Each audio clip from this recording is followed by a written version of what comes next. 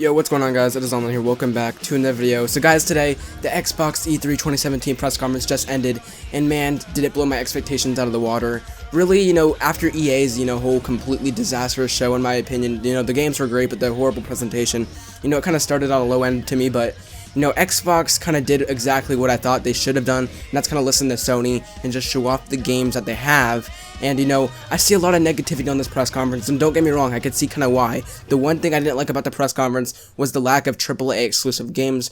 I guess you could say price, but really, this system's a beast, and if you want to get all that power at a cheap price, you can't really complain about the price there. It's completely understandable. Heck, the Xbox One, when it first launched, that was the price it had. So the fact to be able to do 4K gaming now, yeah, at that price, that's kind of crazy. So completely the price I don't find an issue on, but just the amount of reception about this press conference that I see, usually it's kind of positive. I see kind of like in the PlayStation crowd, a lot of people aren't be able to look at this, objectively and kind of grade this, conference, based on the games they're not interested in, and just, it's a really shame because honestly, I don't think that Xbox could have done this any better.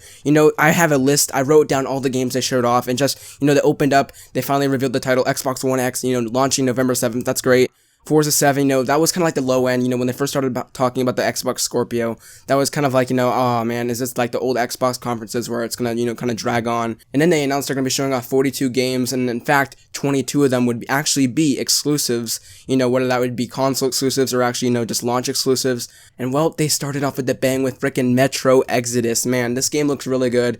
I believe at the time of this recording, it is gonna be an Xbox and PC exclusive. The one thing I also didn't like is how they kind of, did the whole PC and, Xbox One kind of, agreement to it where it's going to be launching on both and it's technically not an exclusive. But you can't really complain when a new Metro game gets announced, and man, Metro is back and it looks phenomenal. From what we've seen of kind of like the gameplay-esque, kind of slash trailer, I guess you could say. The game looks great, the environment looks better than ever, and, coming in 2018, that's not that far away, and that was just a great announcement I didn't even see coming. They freaking even led up off of that with Assassin's Creed Origins, a game that many had been waiting to see. We didn't think we'd see it until Ubisoft's press conference tomorrow, but they showed off a little glimpse early, and by a little glimpse, I meant a full trailer and actual gameplay. It was practically a full reveal of the title, confirming many of the leaks that were out there already, and what they showed was pretty promising, and it looks to be bringing back AC, where 4 did, and yeah, Unity and Syndicate kind of led off from there, but Origins looks to bring it back together, and that looks great. Other things that stood out to me were Sea of Thieves looked pretty good, Cuphead coming September 29th, Crackdown launching with the Scorpio, Life is Strange, the prequel, coming August 27th, and well, I guess you could say Ori and the Will of the Wisps. And well, in my favorite game of the show so far, they ended off with Anthem gameplay, which looks phenomenal. Honestly, it looks like an Iron Man co-op kind of game, made by the A-Team at BioWare. It looks really, really promising. And yeah, I feel like the conference did everything that they, could have, and they did everything that they should have.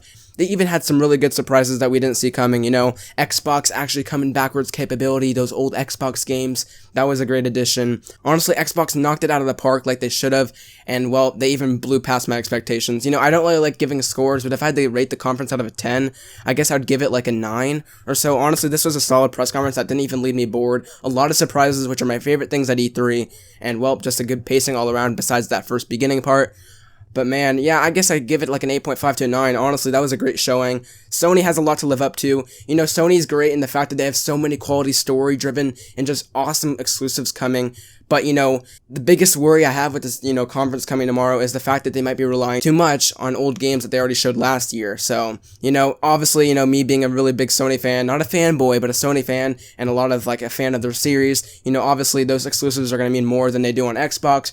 But, typically looking at things objectively like you should, Xbox, honestly, put Sony in a pressure, point where they could potentially lose that crown spot to Xbox, and, this might have been the best Xbox, conference in a long time. In fact, I'd say it was, one of the best Xbox conferences in a long time.